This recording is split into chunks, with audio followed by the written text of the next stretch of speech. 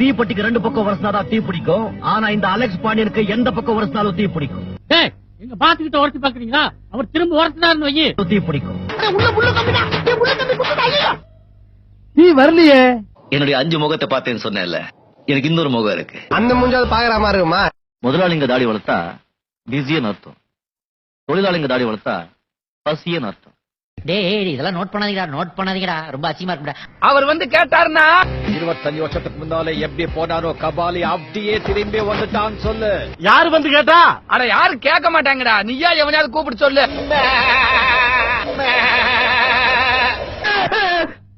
என்னடா கரடி கக்கூஸ் போன மாதிரி ஒரு சவுண்ட்.